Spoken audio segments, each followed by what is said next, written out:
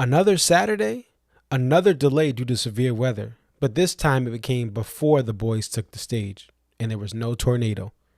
The DMB post-show stream starts now. The winter concert scene in Indy is bleak, but in peak summer, a number of major tours carry on. This year saw Hootie and Noah Khan, and usually in late June, the tunes of DMB take over Indy. The lawn is full 45 minutes before the show. The sun doesn't let go until around 9:20. The pit isn't the only place the fun goes down, as the lawn has the best sound from speakers of any shed in the country. At the crossroads of America, the DMB fan base comes together for 2 nights, watching this band take its tour to new heights. This is the Midwest. This is Noblesville. This is DMB tailgating at its best. This is Deer Creek.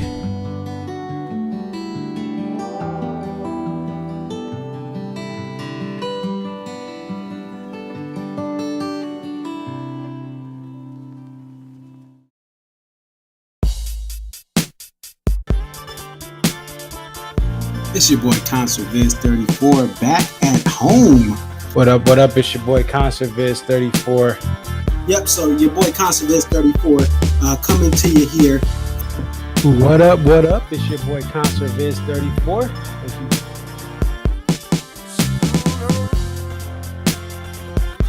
Aria. Okay, so this is Aria, and just tell us a little bit about yourself and about your love for the Dave Matthews Band. I've been a fan of the band since April 28, 1998, and if you recognize the date, that's when Before These Crowded Streets was released. Alpine is definitely a better venue than Summerfest, but we'll take it. I think I've been going to shows for about 20-something years. I always tell people, like, compare DMB to now to when I first started, and I got started, in my opinion, I feel like I got started late. Like, I was at the very end of the band's prime. I feel like that 03 to 06 was like the end of the prime. 07, 08 was like, you know, we're at the very end, and then when Roy passed. But Dave really, this is the thing, Dave has put, where Sean has been assigned the quarterback of this team. He is the coach, the play caller. He designs the jams. Dave just shows up and plays whatever he's going to play.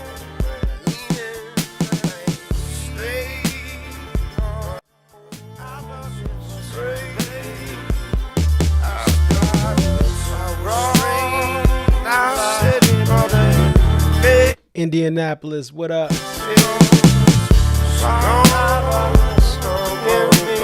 Shout out Gary, Indiana.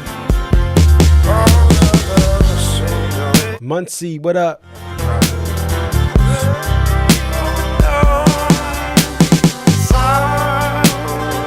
French Lick, Indiana, what up? Shout out Larry Bird.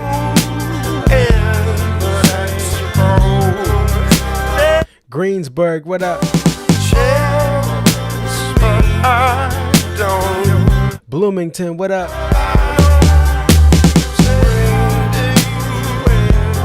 South Bend, Notre Dame's overrated.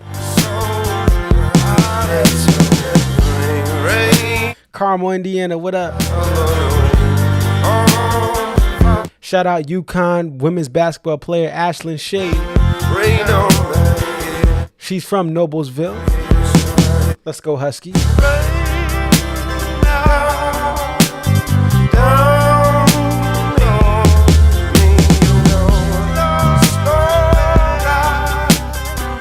Andrew, look, what up, my homie? Hope retirement's well.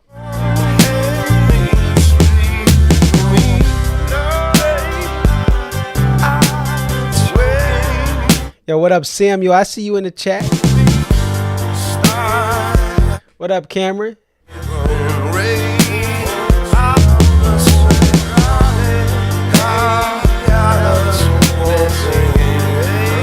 Shout out No Jimmy thing so far this weekend.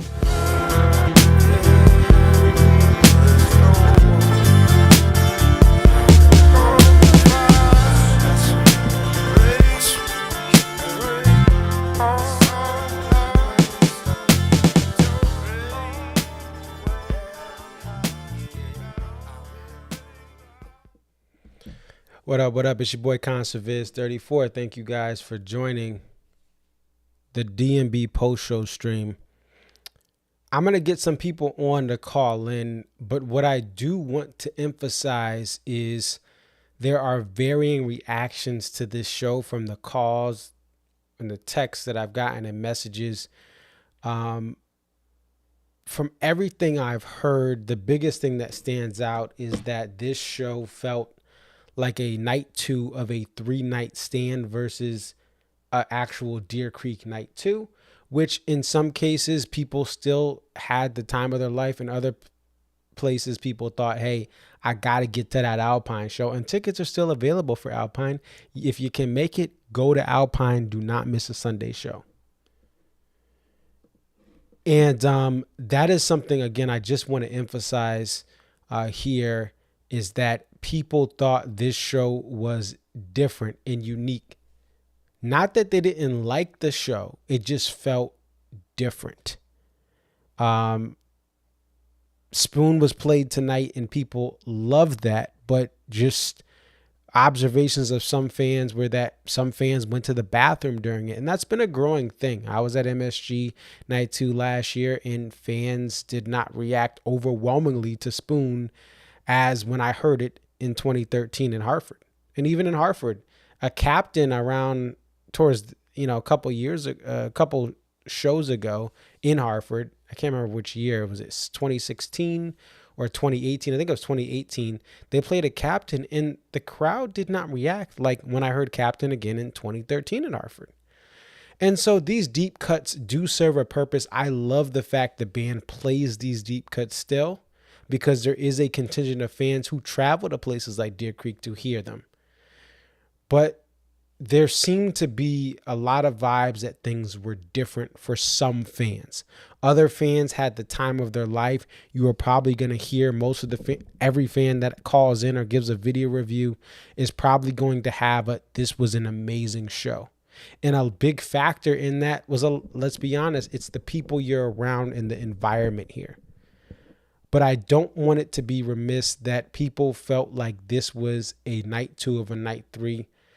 The other thing I do want to just commend the band in doing is they are literally playing 3 shows in 3 nights. And the third night is in a completely different time zone.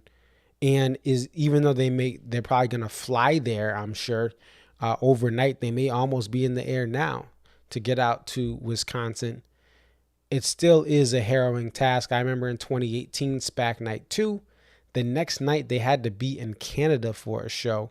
And Dave kind of at the end of that show seemed to like sit down or take a quick break in the encore. I think they played 2-step in that SPAC Night 2 encore in 2018.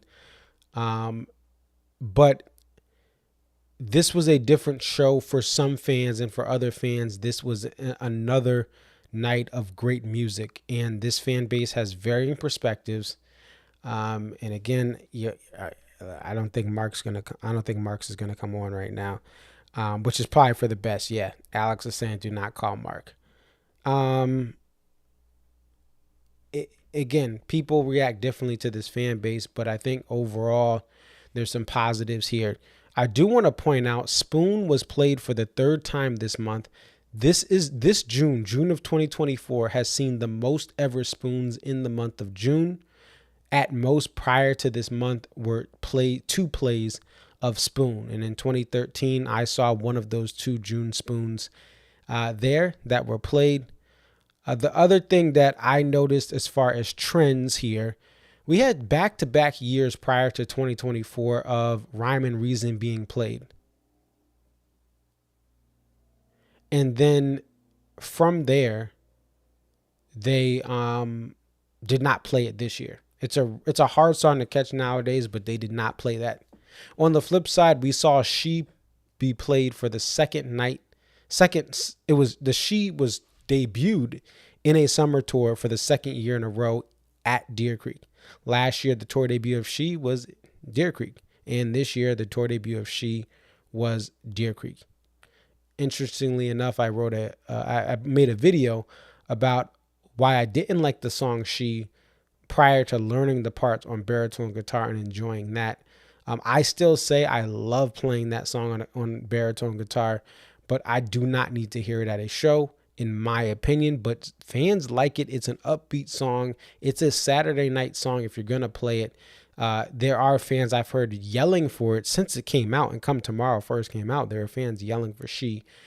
So it does captivate some of the fan base. It does turn away some of the other fan base. To me, She is a very polarizing song because of it's a newer, it's from that Come Tomorrow era, and that album has mixed results for sure.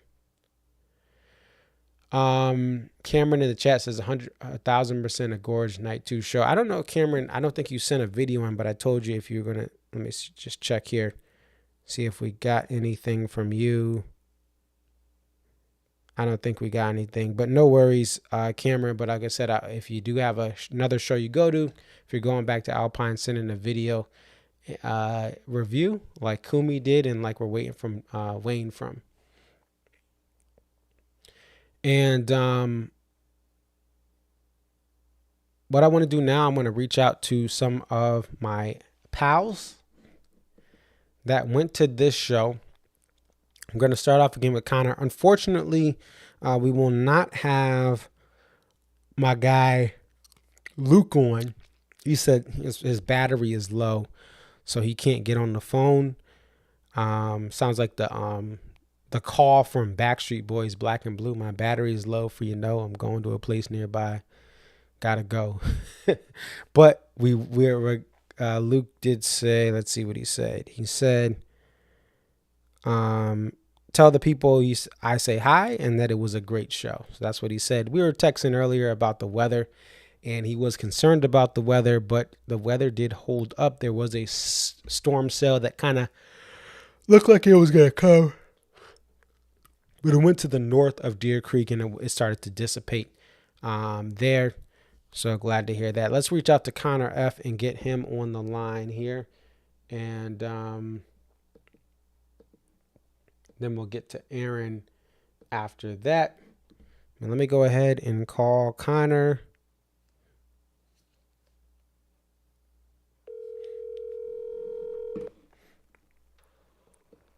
Marcus, what is up? How's it going, Connor? Dude, I'm doing great. That show was silly good. Holy cow. And what made the show silly good for you? I mean, just like the overall vibe of the set list. Like, what would you say is a great way to open? Bartender, Spoons and Squirm. I mean, getting Let's Dance for the first time. And, of course, that killer two-step. I mean, overall, it was just the vibe of the night was great. And how was the sound from the lawn for you? So the sound from the lawn was really good. Again, tonight, it wasn't as loud as it was yesterday, but the sound quality was still perfect. And were there any moments in the show that felt odd or felt different than a normal Deer Creek night too? Probably like the 3-song run of Ocean and the Butterfly, She, and Grace Is Gone. I felt like that was a very mellow portion of the show.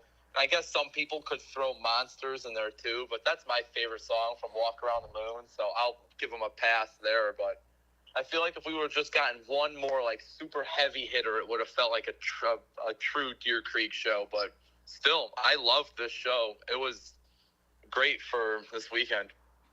And walk us through the storm delay, really, of the gates opening, not of the show, but of the gates opening, and then the challenges potentially of getting into this show tonight after things resumed. Yeah, so luckily, me and my group got lucky. We were lined up near the front of the line to get the lawn spot again, and they actually had everyone. You know how there was the bridge at Deer Creek that goes over the little river, right? Yeah. So everyone passed the river. They had everyone walk into like this VIP club area that's completely under a roof inside of the venue. So we kind of just rode out the storm in there. It was not bad. Like it only lasted about an hour and 20 minutes. And then they had us walk back out and get back in line where we were before. So everyone past the bridge did not get affected by the very long wait times because of that. I see. Now, when you were in, did it seem like the crowd had difficulty getting in? Did any friends get stuck trying to get quickly to their seats or to the lawn? Yeah, I can definitely tell like there was a small gap of people, running to the lawn. Like Shane, Angie, Mike, Jess, Wayne. I know all of them came in later because they were behind the bridge and they didn't get in just because of the mess that it was lining up. And how was the poster stakeout today for you? Oh, the poster stakeout was stupid, and it was like kind of stressful too. So usually, we had a pretty cool group of people around us yesterday. I kindly told everyone, hey, we have a group of people that are going to come up, get the poster with us. They're only getting one per household. We're not flipping them, right? But today, it's kind of the same thing. I recognized a few faces from yesterday, but the new people today were not happy at all with our friends joining us in line. And it got to the point where they walked up to us and kind of told us, hey, those who weren't here at 10 o'clock in the morning need to move to the back of the line. So everyone in our group, they're all really good people. So they moved back, like Boiler, Mike, Wayne, and Kumi kind of stepped to the back of the line at the time, and everyone still got their poster, but it was kind of ridiculous how people this close to the front of the line were getting so upset. They were going to get one regardless. And did the poster sell out inside as well, or was there still some left over? I would pretty much assume that it sold out when it got inside because the merch line was probably 400 to 500 people long by the time they opened it up outside. But I'd be surprised if it didn't sell out just because like the buzz around this poster was so big today. And what do you think made this poster so popular or make people kind of really want it? I think just like the art itself, like it is a very visually appealing poster. Like I know like the jaw and the smile could kind of scare a few people away, but once you see it in person with all the flowers and like the glitter, it's a visually appealing poster, and it will look great on any wall that it's hung up on. And let's talk about the two-step. What made this two-step really stand out compared to other ones you've heard before? I feel like, and shout out to my buddy Evan, he made the comment to me saying that they were almost experimenting with it a little bit during the jam. So like at one point, Tim was just absolutely shredding, just going bananas. And then they kind of died it down a bit. And then Buddy and Carter were kind of going back and forth for a few minutes there, which sounded completely different than the other part of the jam. And then they went right into that classic ending, and they just exploded. The whole band was dialed in. It was personally my favorite two-step I've ever heard. Just the energy of the crowd, too. They were all so into it. It was so cool to get to experience that. Any other like second favorite moment if you had to pick one outside of two-step? Overall, the show was really good. During Let's Dance and Too Much, we had a big dance party kind of on the walkway in front of the lawn. That was pretty fun. Like a bunch of people were kind of crowding that walkway down there, and it was just a ball. Just getting to dance with everyone was so cool. And I know you're heading to Alpine. Any hopes or thoughts about the Alpine show coming up? The Alpine show is going to be killer. I'm thinking Dave will spoil us with a Halloween. That may be a stretch, but I could definitely see it. They should definitely consider putting What You Are on that set list. That's just a recommendation from me. And are you upgrading your tickets for Alpine given the availability of seats? We may just make a whimsical decision tomorrow, but as of now, we're just staying in the lawn. All right. Well, Connor, we'll check in with you tomorrow. Thank you for giving us the update from Deer Creek Night 2. Definitely. Thanks for having me on. We'll chat tomorrow. All right. Take care. Bye. Bye. So that's Connor F. And if you guys, anyone who's within a driving distance of Alpine, wherever that may be, and you can still get to work on Monday, or maybe you have Monday off, this is going to be a show where you're probably never going to see this type of accessibility to Alpine for DMB as far as the tickets at face value. People trying to still, if they haven't got a refund, trying to trade up or trade down.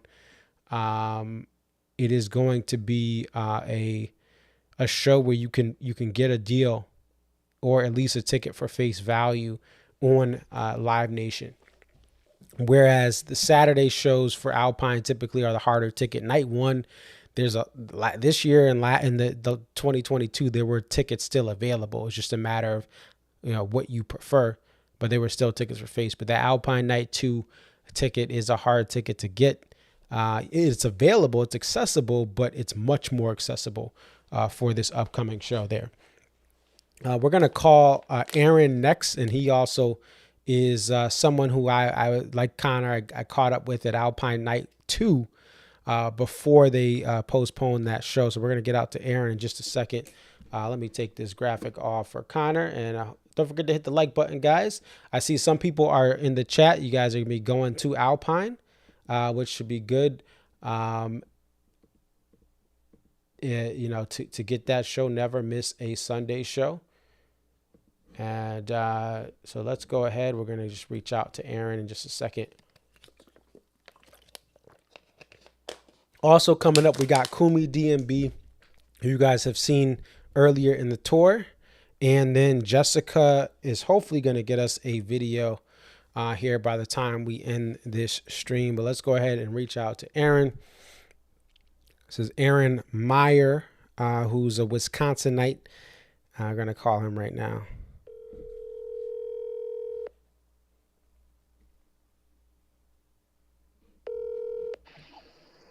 Hey, Marcus. How's it going, Aaron? How you doing? Good. What did you think about tonight's show, Deer Creek Night 2? Compared to night 1, is that what you asked? Just overall, what did you think of the show? Well, I think you have to look at it as a weekend package, right? Like, I mean, the band loves the fans love them, and they left it all out there for everyone. I don't think you could pull one night from the other, but it was a little bit slower than last night. But on paper, last night's set probably looked a little bit better than tonight, but I can promise you tonight they left it all out there for everybody. And did any moments, there was some chatter about just a unique feeling for this night, like there were some odd moments and some great moments. Did anything feel different to your typical Deer Creek Night 2? I don't know if there was anything in particular. I mean, obviously the elephant in the room is two-step, and it's evolved. We all know Carter struggled to play it a little bit, or there's been rumors of that at least. But, I'm not going to lie. When Tim got the solo in two-step, I kind of got a little disappointed and thought it was ruined at that point because it got real quiet, real soft, and then he pulled it out. And I'm not going to say it was the greatest two-step I ever heard, but it was definitely worth being there for sure. Gotcha. And I believe you've been to some of those Alpine ones, which have gotten a lot of notoriety. Is that correct? Yeah, I don't know how many exactly, but this was my 100th show, and I mean, unfortunately, Jimmy Thing is the number one song in my DMB hub, but I've heard a lot of two-steps. And this one was definitely, it was worth. Every time we hear two-step, we probably should start to wonder if it's the last one we potentially ever hear, because obviously it's being played less and less, and you just don't know. But yeah, you got to cherish every single one you get from now on, for sure. Absolutely. And for those who don't know, there is a CBS sports reporter, Matt Norlander, who covers college basketball primarily for CBS, but he has connections to the band. He is typically there with the band backstage at SPAC, and sometimes he went to Guilford. He is working on a piece for a drumming magazine that has kind of been put on hold, but he did post on Twitter a couple of years ago when they opened up, I believe it was Railbird with Two Step, that he spoke with Carter. Again, he's been working on an article that he is saying that Carter has struggled to play that song. It may not seem from your eye or from your ear that things in two-step are as hard as some other songs, but the repetition and the mechanics of it, per Matt Norlander, are challenging for Carter, and they've had to make some adjustments. But tonight, as you just mentioned, Carter was playing through it. This thing was over 20 minutes, it appears, based on people timing it. And it, like you said, I heard it on the Couch Tour. You were there. Tim started off with an electric guitar solo, and you thought, all right, this is where is this going? After slowing down, but he turned up as far as his energy, and then Buddy came coming through with the keys, and they had that outro. Did you have any issues getting into the venue after the thunderstorm delay? Yeah, I mean, again, it's the Midwest, right? It's like Alpine last week. I think some people overreact on Twitter and Facebook and all that. It's a big storm. Yeah, it rained hard, but that's what happens in the Midwest. And yeah, there were tornadoes last week. Today there weren't. I don't know. I mean, it didn't affect me. It didn't bother me. I didn't try to go in super early. I had seats in Section A, so I didn't have to worry about holding a space. Last night I had pit. But yeah, they didn't let people in right away, and the lines were long, and it was a little bit slower, but we got in fine. I mean, we were in before the band came on. They probably came out a little later, maybe because of it, but they didn't play nearly as long as they did the night before, but it's still, it was a great show. And let's look back. This is your 100th show. What does it mean to you to be able to experience this band through 100 shows? I mean, I think it's just the fact that they play for the fans, right? They don't play for themselves. And they try to give a show that everyone wants to hear. They try to appease the new people, the old people.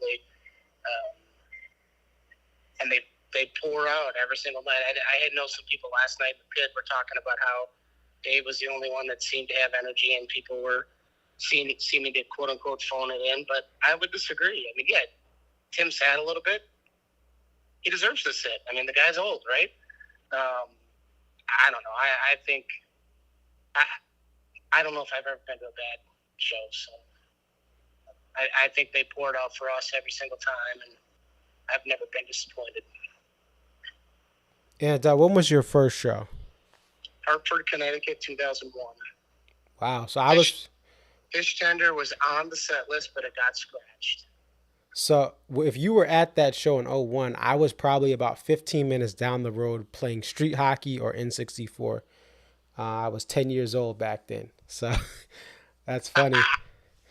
Well, maybe you'd be the one flipping cars, starting them on fire in the parking lot. I cannot confirm or deny.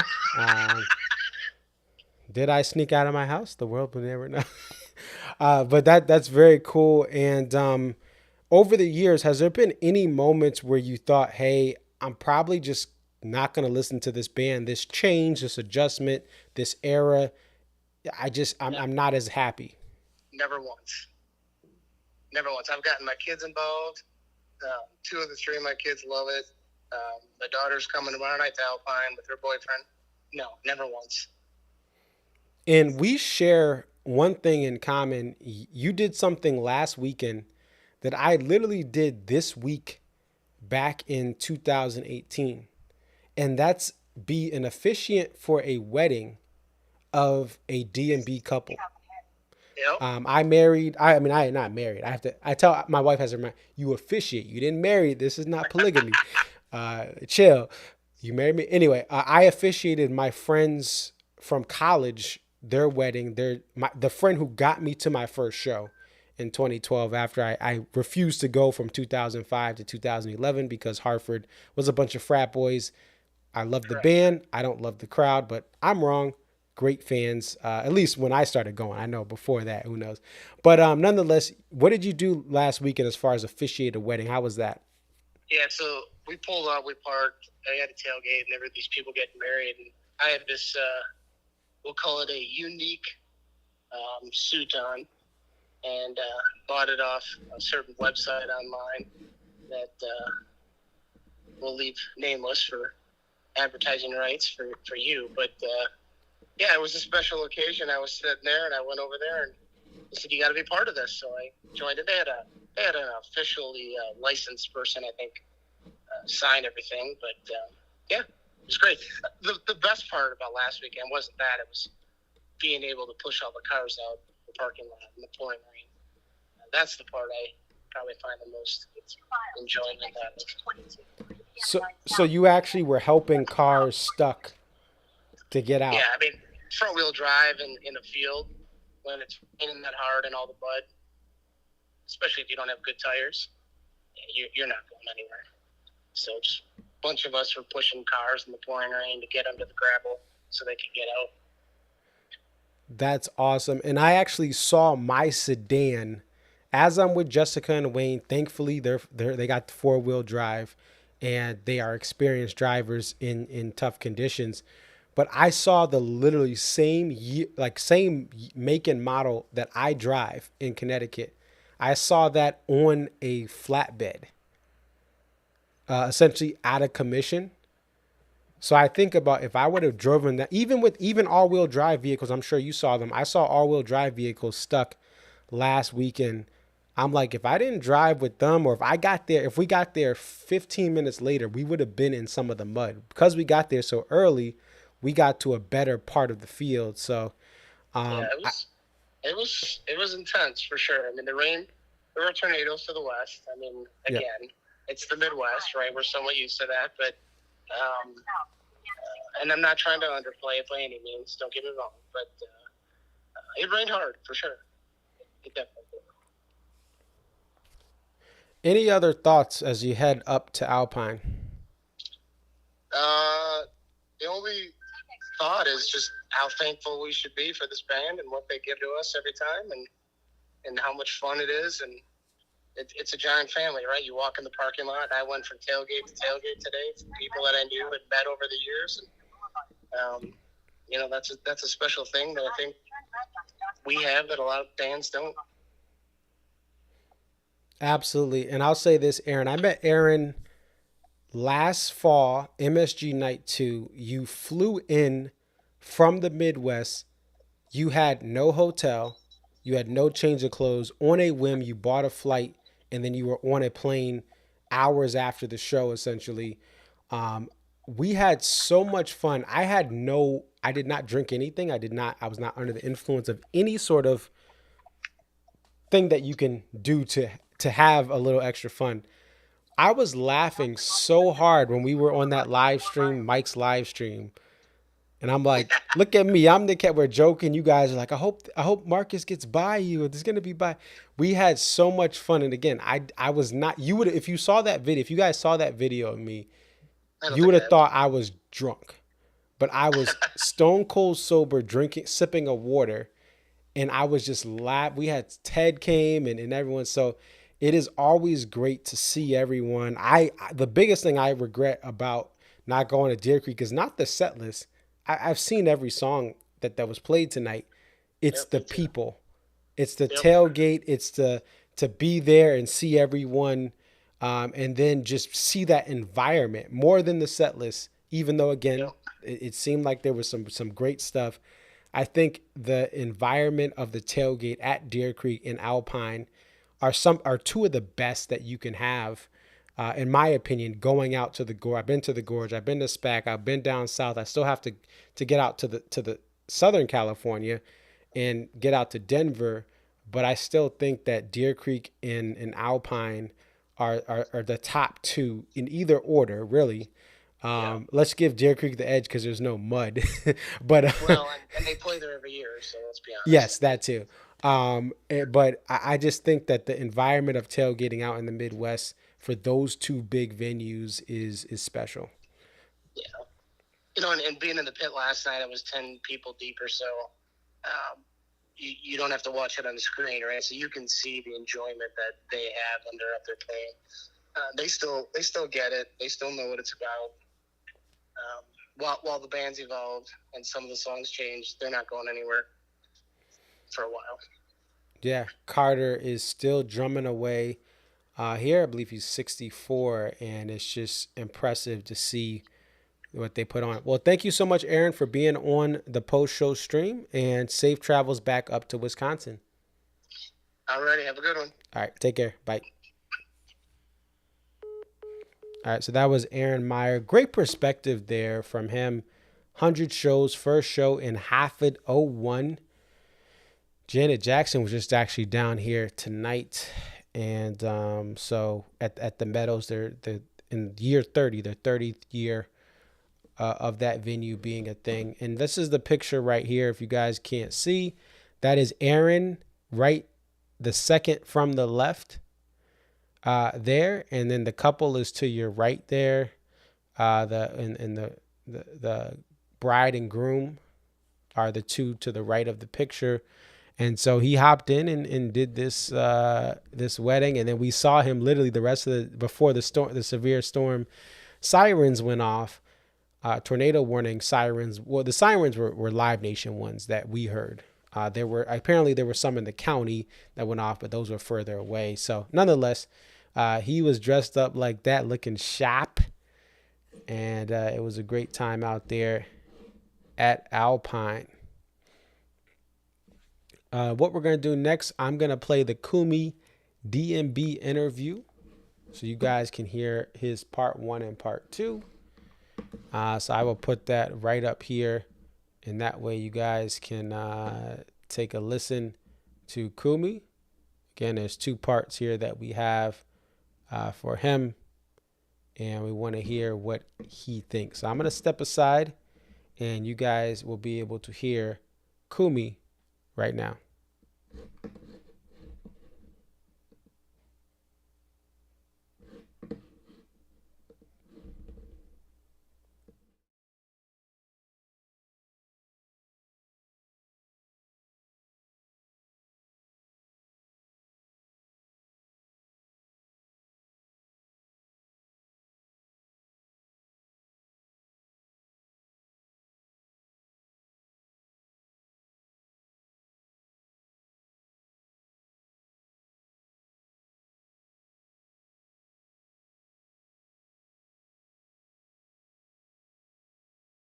On here, like, everybody's singing.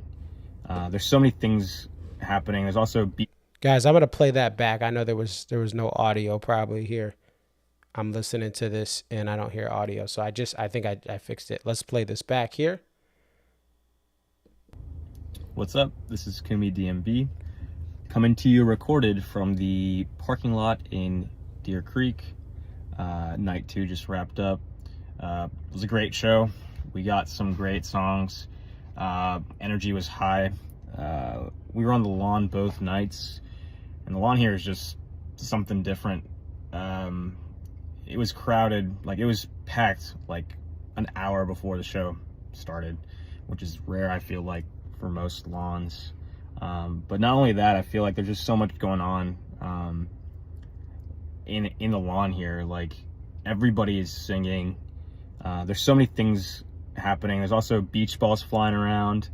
There are like so many glowing things as well. It's just the lawn here is just very involved.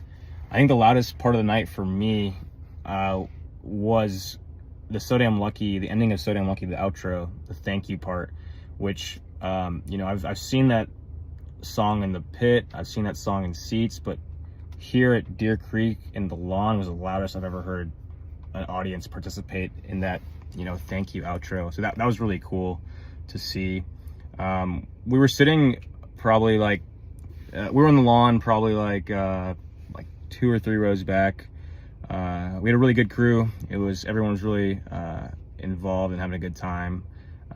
Shane, Mile High Dad, was there. Angie, Boiler Mike and his girl, and Jessica and Wayne as well. It was a great group. We partied all night, so that was fun to link up with them, the Twitter crew, and we just all had a great time. Highlight of the night for me, Spoon is always great to hear. Mid-set Spoon was really cool. Bartender was great. Stolen Away is a good song to hear as well. We had a lot of good songs. Squirm was great as well. The red guitar coming out, it's always fun to see something on the red guitar. An S song on the red guitar. What else? The poster was awesome too. I really liked the poster. NC Winters, great artist. I thought it was a hit. The colors looked a lot better in person. I did see, I took a I took a lap of the venue on Let's Dance, and I did see that both merch tents were sold out of the poster, so looks like they did sell well. Yeah, I feel like the crowd was really, really happy today. I mean, Deer Creek is always, you know, it being my first experience tonight and yesterday, obviously. And Deer Creek just puts on, they have a great time here, and the sets are always great. And, you know, it was an awesome to get this experience.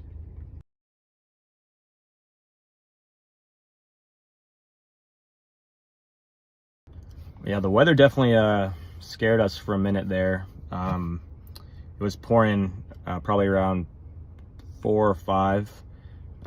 You know, we were worried that we'd have another situation like many people experienced last week with Alpine.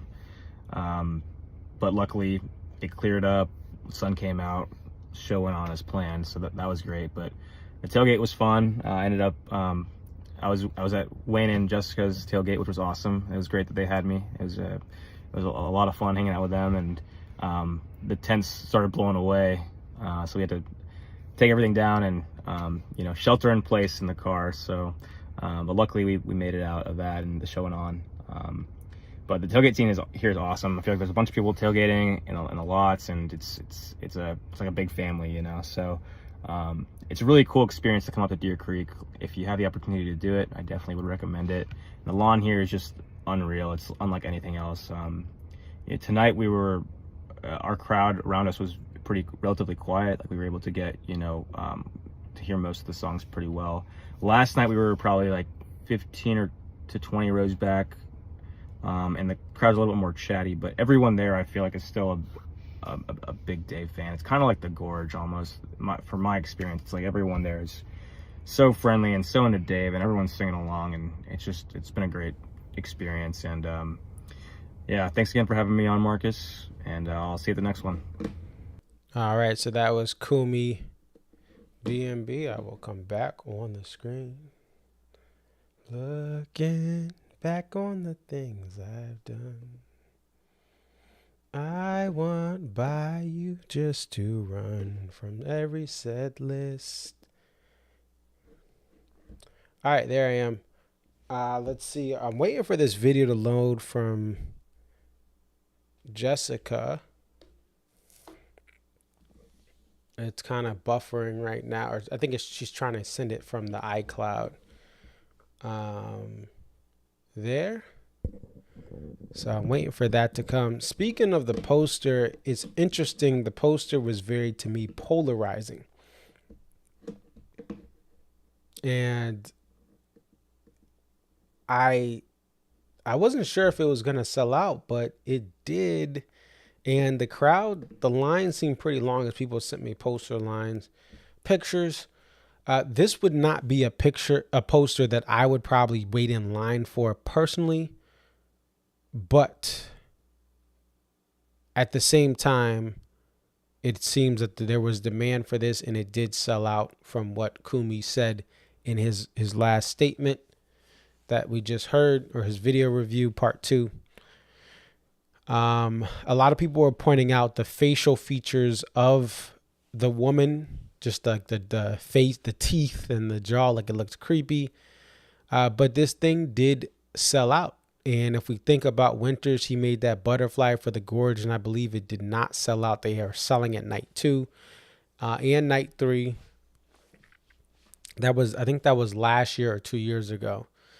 But this one did. This one did sell out. But there were a lot of people who did not like it and expressed that art is very subjective.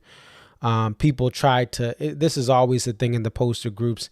There's someone always, they put the cape on for Methane. And they're like, see, Winters does the same thing that Methane does. You know, they repeat themes too.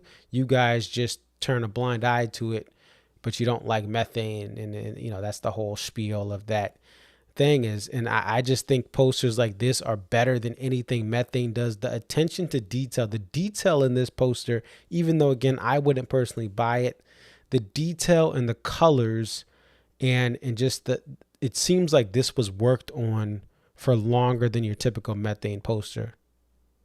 And I think that's what I want. I want there to be some sort of effort, even though, yes, there are similar posters by Winters with this theme, it's unique, it's different, and it's sold out. Now, yes, the Methane sold out night one, but that Methane was, again, better than any other Methane this year.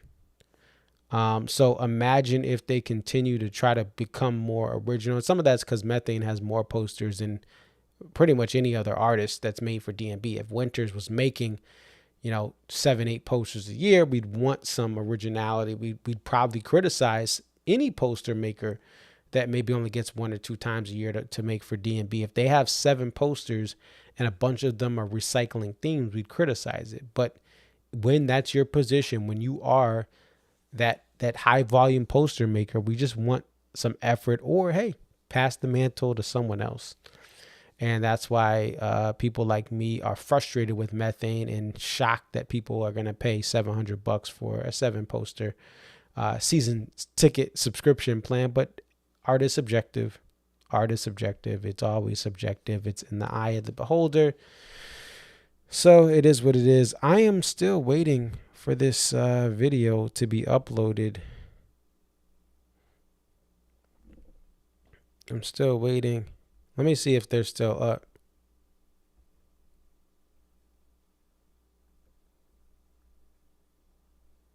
Because I know Jess and Wayne have to go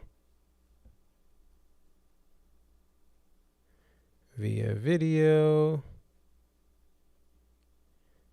Download your view. They probably are heading to sleep because they have to head out. I will say this, and I mentioned it in other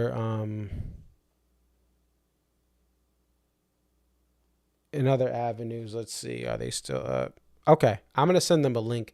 But Tim has suffered, like he has pains, like shooting through his legs.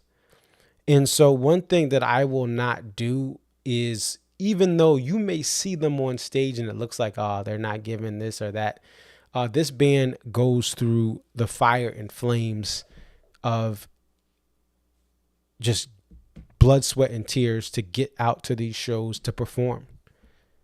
And the pain that you don't know about, the pain you do know about from this band is just incredibly impressive that they're still able to perform every night. And Tim doing that solo is not just monumental to the fact that he played a solo that really was above and beyond what they usually do.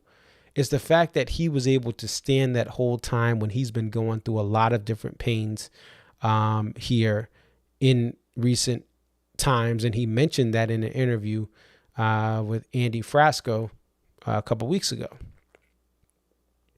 So I think as much as I'll have opinions on sets, as much as I'll have opinions on show flow and things like that, a weekend like this, I have a lot of respect for this band's ability to have the stamina to play through 3 shows in 2 different cities. And you can say, well, yeah, that's what they're supposed to do. They're paid the big bucks. They're flown out. Yeah, cool. But at the same time, we have Pearl Jam that vocally, Eddie Vedder's voice is shot. And so a show gets canceled. Right? Every year, Pearl Jam, and again, these are, Pearl Jam, like DMB in the early 90s, was everywhere, playing everywhere, doing all sorts of stuff. Had the touring life can be rigorous, especially in your younger years, drugs, other stuff, and rock and roll. I won't say it for the algorithm, but that type of stuff will wear you down. So the fact DMB, Carter in his 60s is still able to play like this, Dave in his 50s still able to play like this, and everyone else is extremely impressive. All right, so I'm going to send Jess this link and we'll get them on. Oops. Let me go to my other camera, or my regular camera angle, so you guys can see this, because I'm going to get them.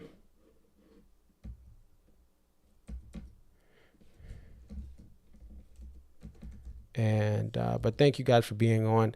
I appreciate this because, like, everyone who calls in, because probably in a previous year I would have I would have just started off. I did start off with my thoughts, but I have a more balanced, I have a more ability to just let the fans speak for the show that were there. Some people are tweeting in that this show, they left disappointed, and that's fine too. But I want to hear from the people that are there, and I appreciate you guys in the chat on social media that are sharing your opinions. So I'm going to get this over to Jess right now. And again, I appreciate your patience. Once we get out with Jess, that'll be it for this. So let's see, enter the room.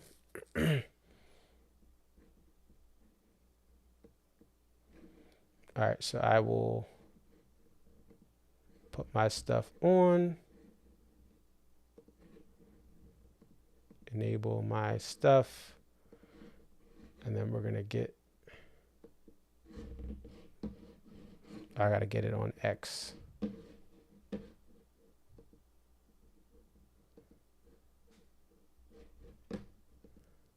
Let's see.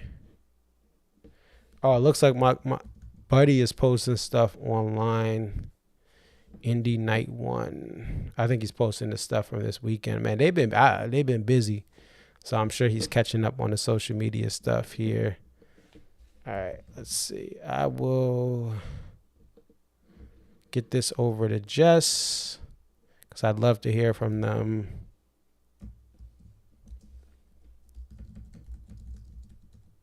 And let me just get it over to also we'll get it over this way.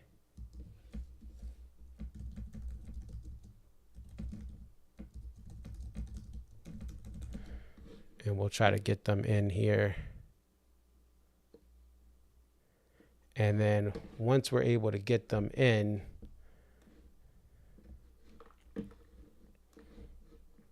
I may have to go to a quick commercial break for like 20 seconds so that we can then connect them.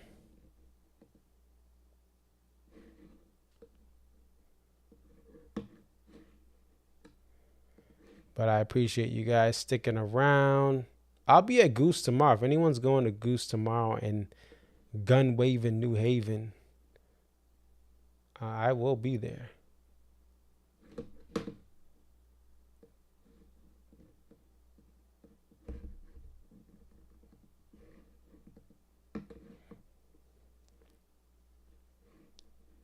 Oh, there they are. Okay. I'm setting you guys up. Just give me a second. Oh, I see a head floating in there. They can't hear you on the stream. You guys are in like the backstage, okay? But we're gonna get you on to the main stage. But I saw a floating head. That's not a star. That's you guys. If you guys are watching the stream, you're like, who is he talking to? I'm hearing voices, guys. Let's see. So we're gonna get them set up. Gonna get this here. We're gonna control via this. Control audio. All right. So we're almost there, folks. We are almost there, living on a prayer. And we'll get you guys 1920 by 1080. There we go. All right, so let's see here. We will get them on, and then I got to get myself on. All right, so we'll get them on. Let me get my webcam in the picture. And so let's see.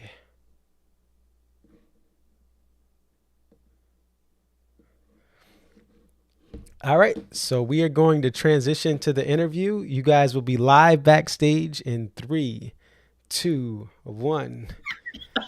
All right, here we are.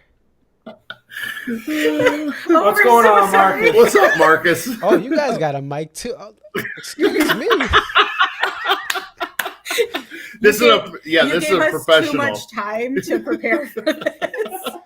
Can you guys let us know if there's any echo or anything wrong in the chat? Wayne has decided to show up. I don't know what happened last night.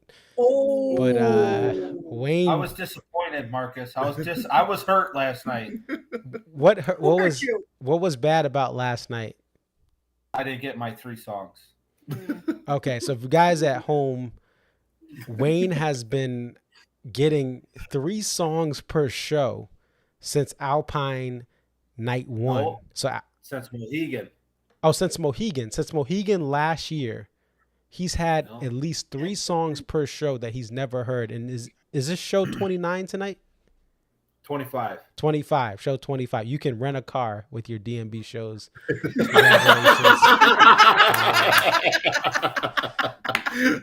But so this is his 25th show tonight, but shows 24, 23, 22, 21, and 20, I believe.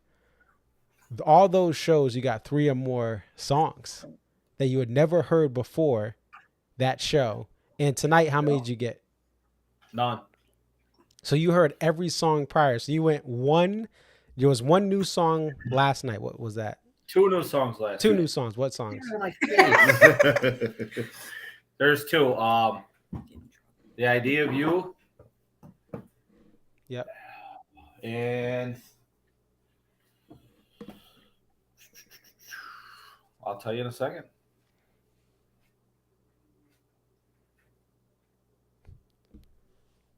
It was not by you. It was not by. Say Goodbye. Say Goodbye. Oh. Okay. Yeah, I had me and you and Matt. Did you have Seek Up before? Yep.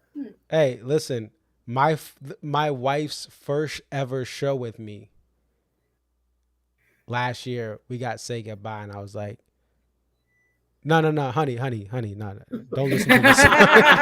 This is not true. So, yeah, I was a little sad last night. So let's talk about this. We'll start off with Mike, and we'll go across here. Mike, what did you think of Deer Creek Night 2? Honestly, I think the microphone. I felt like it started off kind of slow, which is cool. Dave does that sometimes. He comes in and he lets it build. I felt like it started off that way, but I felt like the energy was really good. I'm a lawnie, so I'm always out in the lawn at Deer Creek. It's my home venue. The vibes are just really good out in the lawn, and it means a lot out there. But I felt like it was moving slow, but it was building in the right direction. And honestly, I felt like overall it capped out a really good 2-night run at Deer Creek. I never really felt like, and we've had this conversation out in the lots tailgating with a lot of the people that I know out there, that it never felt like there was a moment to me personally that the shows kind of drug. We all joked around about the you and me part and that kind of stuff, but it felt good at the moment. The people around were really vibing, and it just overall was really cool. I loved it. I absolutely loved it. Partial, but it's home venue, and I felt like it was just a really good vibe out there this year. And Jess, what did you think about Deer Creek Night 2?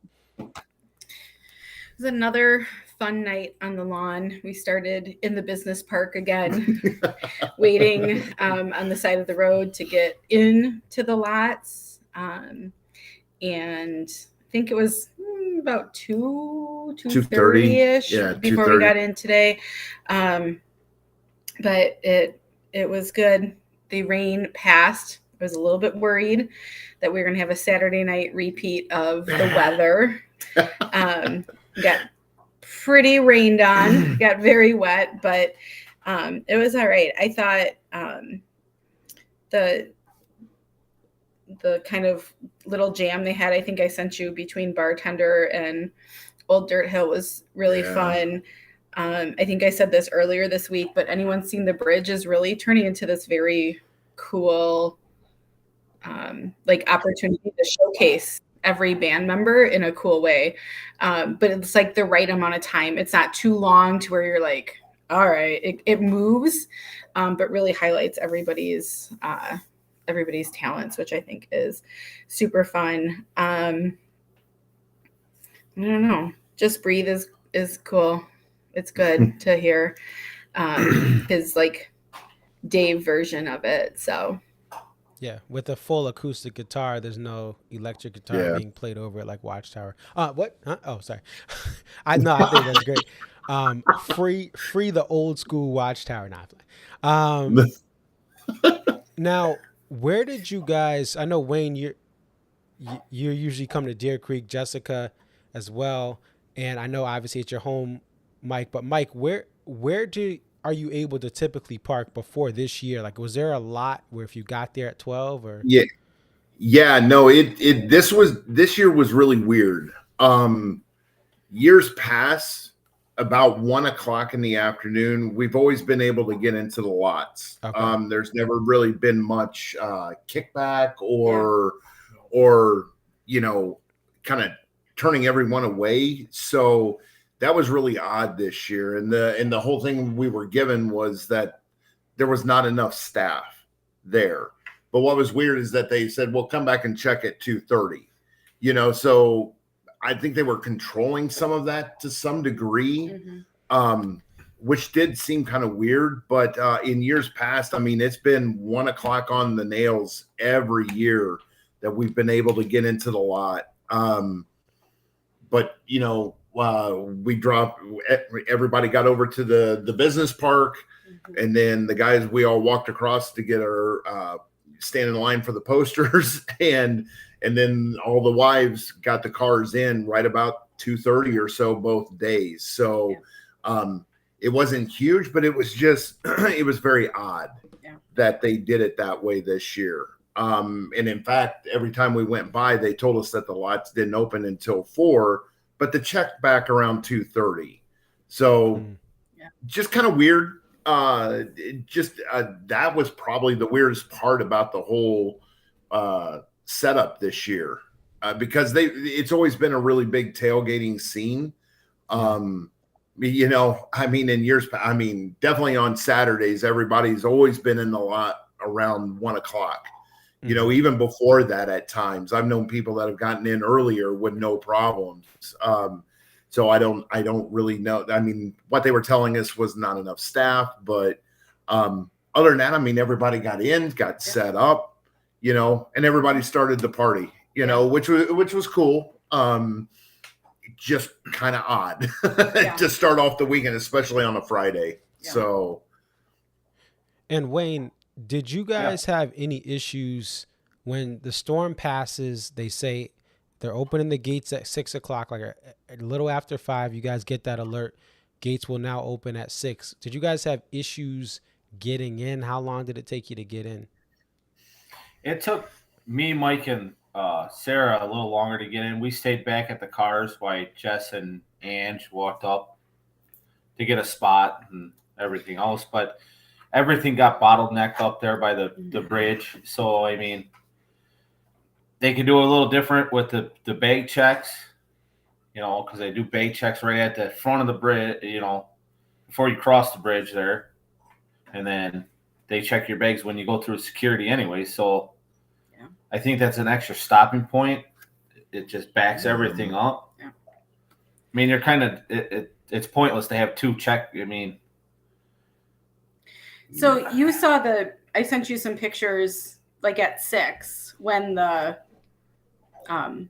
they were like opening, and it was a crazy long line. Yeah. Shane and Kumi had gone ahead to get our spots established. Angie and I got in line at 6:15, and it took us 4 minutes to get through the long part of the line where it was like everybody spread out.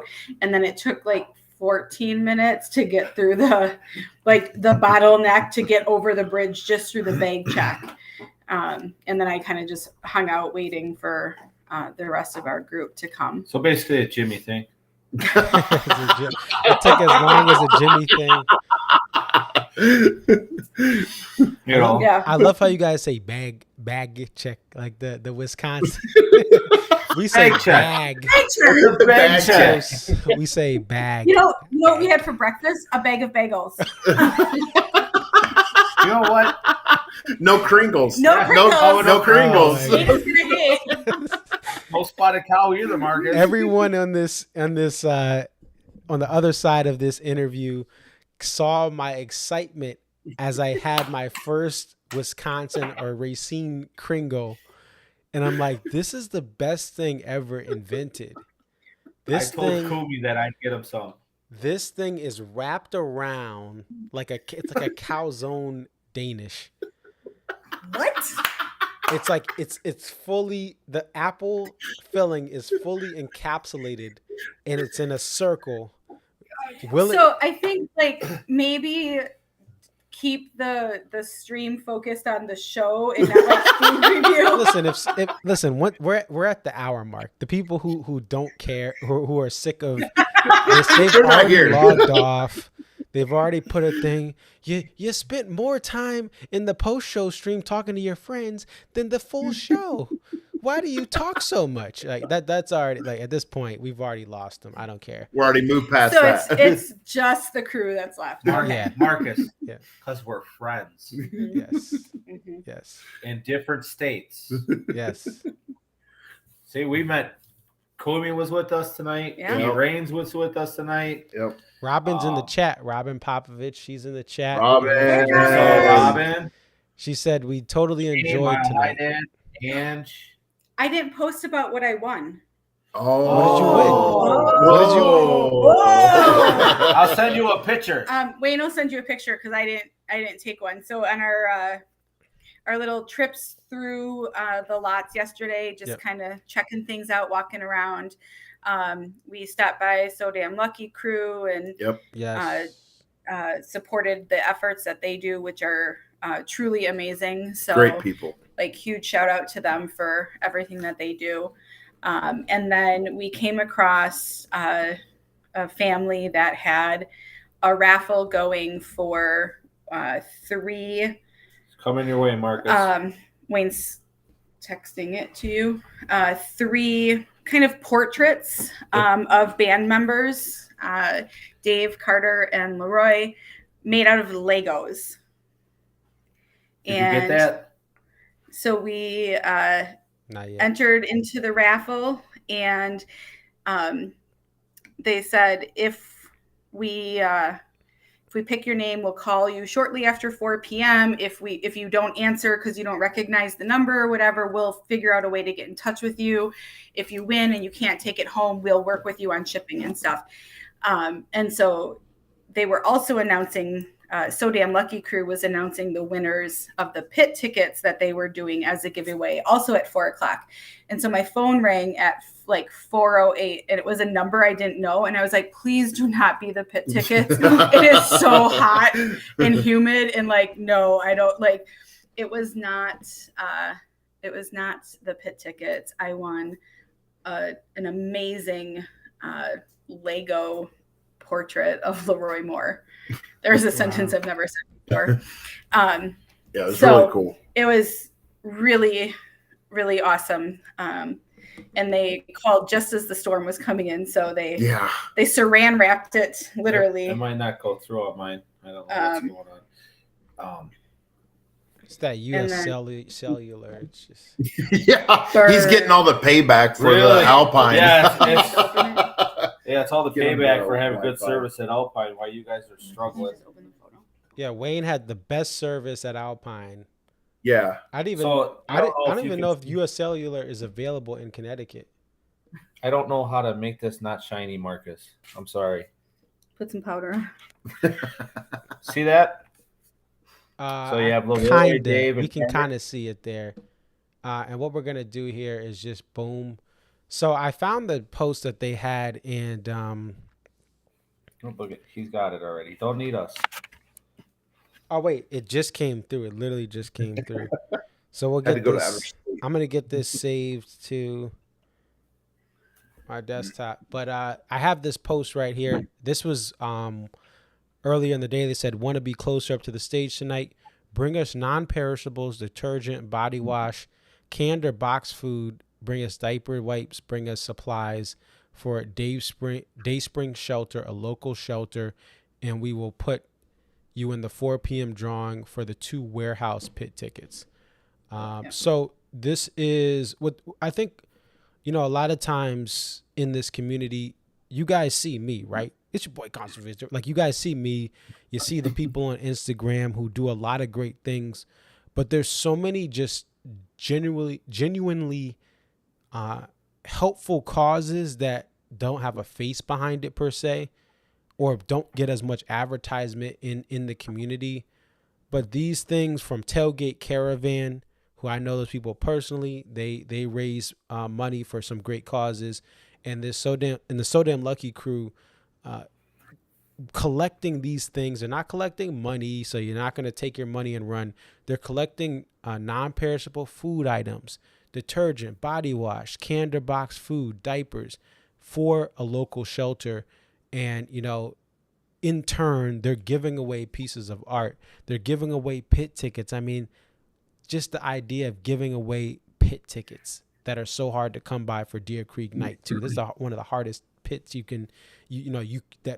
one of the most requested pits is like Gorge Night 2, Deer Creek Night 2, and then obviously SPAC is a hard one. But for them to take time to organize this, to have a cause locally, and to ask people to bring things, and then for you guys to come through as fans and give to these causes, it does not get enough recognition. But salute to the So Damn Lucky crew and some of the other great, I know DMB New Mexico fans has had a great drive as well. But just phenomenal to see what this fan base does. And again, some of this stuff doesn't get covered as much. And the internet is a wide place of things. Many of those things are negative, but this is a positive thing that should be celebrated. So kudos to them for doing that. And let's see, we'll bring up, if we can, let's see if I can find that picture. So Marcus, just to clarify, the art was a different group. It was not So Damn Lucky crew, but it was a different group doing a raffle in the lots. But we also supported So Damn Lucky crew. Yep. And so that's a different group. We're glad to support them, and also glad not to win the pit tickets. Right. I know someone actually sold their pit tickets tonight to get to get seats, either traded or sold their pit tickets tonight because it was so hot. After the rain came in, sounds like I'm singing "Candle in the Wind" from Elton John. And it feels like a severe thunderstorm again. I thought we were gonna get a postponement for the second Saturday. No. I wish I could have seen both shows on the regular days, but they moved the Alpine show to Sunday. And now I'm back at home. That was bad. Delete that. Later right now. Yeah, exactly. This is the downfall of the channel. Me trying to make up a Candle in the Wind remix. Here, let's see if we can get this thing up here. We'll change the picture to Lego. This is the Lego. You know, man. Oh, I don't think I actually like the birthday this week too. Yeah. Mm-hmm. Oh, this is in a different form. Anyway, all right. I'm not going to be able to bring this up. So all you guys going to Alpine? Just me and Jess, I think. Yeah, just them. Okay, so you're going to stay in Indy, Mike? Yeah. Short work week. Can't make it happen. Heart wants to, but can't figure out how to make the 12-hour turnaround. Yeah. 5-hour drive up, 2.5-hour show, and then a 5-hour drive back. That's a lot, but Heart would love to. Yeah, being an adult is stupid. Yeah, and for context, Jessica and Wayne live in Wisconsin. I told everyone it's the Home and Home series. You guys went up to Wisconsin. Mike was up in Wisconsin. Now you're back home. Justin Wayne followed you. Yep. Well, they went to the Midwest and came back. But this is a tough show, this Sunday show, because you lose an hour if you're going back east. So you lose an hour. Most people have to work this Monday because the 4th of July is later this week. Yeah. So you get time off later this week, but a lot of people are slated to work their regular job. And if you're not from the Midwest, I learned this in 2022, driving through Chicago, all of the tolls on the Skyway, Sunday, anytime on Sunday after 5 a.m., you have all of the Midwest traffic that is traveling through I know Indy is the crossroads, but Chicago is like the largest city in the Midwest, in the ultimate stop and pay, go to, collect your money, whatever. I'm trying to monopoly this, but it is just to get through Chicago there and back is tough.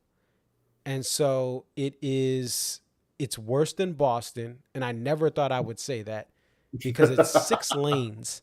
If you're in Boston, at least there's 3 lanes. If you need to get off, you just have to cut 2 people off.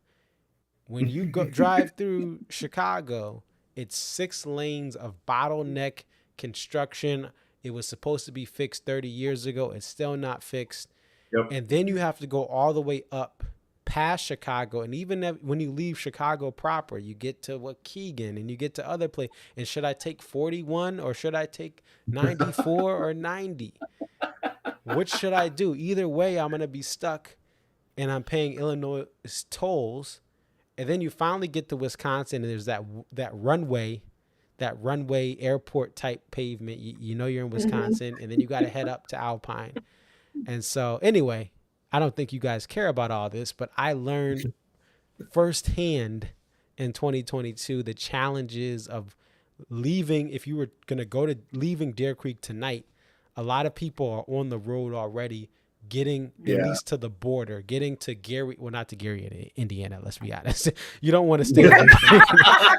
Shout out to the Jacksons. Shout out to the Jacksons. I know the literally Michael Jackson was the birthplace of Michael Jackson, like where he started off was Gary, but you don't want to stay there overnight. But people are literally driving to West Lafayette at least, or to points northwest, so that they can at least wake up tomorrow morning and get up there. But it's a tough thing. It's a tough ask, but I know for those who can make it, the band is going to give you guys some special things. And for those who can't, some of you guys were at Deer Creek this weekend. Some of you guys will have other shows. But it's and you could get a refund. If you couldn't go, you get a refund. But thank you guys for coming on. This is fun. I enjoy this. This is I know you guys sent the video reviews in, but this is just a lot of fun. As you see, we can laugh nonstop, have a good time. But I appreciate your perspective. And Wayne, hopefully you get back to getting 3 songs per night when we get up to Guilford, which nobody should go to because it's a horrible place. It's a horrible venue from what I've heard. It's a bad Pine venue. Knob is beautiful. Yeah, go to Pine Knob Guilford weekend, please. Blossom. Man, that asphalt lot at Pine Knob, your Feels tires good on your feet. Your tires just glide right over it. Yeah. Beautiful. You just bake from the bottom up. It's great. But hey, thank you guys for coming on, and get some rest because you guys, well, all you guys, Mike's got to clean up after Jessica and Wayne. And I got to clean up this Airbnb. Jessica and Wayne have to they gotta get it up and have a long drive. So best of luck driving through Chicago. We go around it, Marcus. Let's go around. You go around in circles. Will you go around? No. Round in circles. We don't, not in a circle. More just like a hook. Well, you take 294. Yeah. Okay, so you guys do. Okay, so you go 294. And We divert it all. Okay. All right. Usually quicker and cheaper. That makes sense. But enjoy that drive up, and then just remember, as soon as that's over, your road trip, you'll just be able to drive right back home a nice short drive compared to these 4, 5, 6 hour legs you've had to get around from Blossom and Pine Knob and then down to, or go over to Indiana. You will be back home chilling after the show. With our Kringle, our Danish circle filled with goodness. That Danish calzone. The Danish calzone. Yes, the Danish calzone. That is such. I am such the northeastern guy. Yeah, it's a Danish calzone. Hey, that's what I call it. You know, bada boom, bada bing. I'm from New York. You know, I'm a New Yorker. You know, how you doing? You want apple or you want cherry? Yeah, that Danish calzone out there in cow country. Oh, impressive. Okay. Get some spotted cow over. All right, let me stop. All right. You guys will be. I'm kicking you guys off the stream. All right. But thank you guys for being on. I appreciate it. Bye. See you, Marcus. All right. All right. So those are my pals there, Jessica, Wayne, and Mike. I appreciate them for coming on the stream. That's gonna do it. I mean, that's really all that there is to say about this Deer Creek night 2. Really a night 2 of 3 shows in a row. Respect to the band for pulling this off. And I'm gonna close this thing out now, and I'll be on tomorrow. I'm going to Goose tomorrow in Connecticut. If you're out there at Westville, maybe I'll see you to see the final tour stop for Goose for the summer tour, at least. And then I'll be back here for the post-show stream. It's probably going to be a little later because it's going to be Central Time. So we'll probably be on at midnight or a little after midnight Eastern. So I'll have a time in between the Goose show, getting back home from New Haven, go from the 203 to the 860, and then we'll have the post-show stream ready to go. Michael says, Goose. Michael went out there to the STL. I'll tell you this, Michael, the tickets tonight for the show in Forest Hill Stadium where DMB played that JTR last year, they were not St. Louis cheap. I know St. Louis, you had some great deals in an intimate venue. Michael saw Goose with under 3,000 fans for those 2 nights. And tonight there were over 13,000 fans in Queens at Forest Hills Stadium. And they go from one tennis center to another tennis center there. So Michael was at the tour opener. I'm at the tour closer at Westville.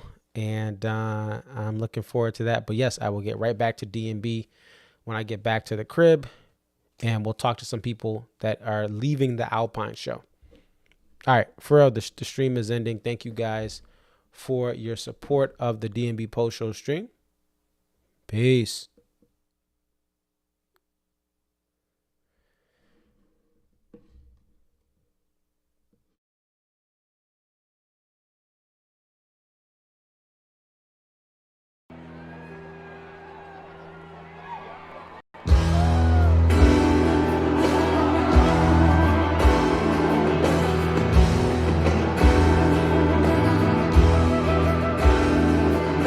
Full show on YouTube, ConcertViz 34. Search MSG Night 2 2023, Dave Matthews Band. Thought of you, turned to the game. On my way, came up with the answers. I scratched my head, the answers were gone.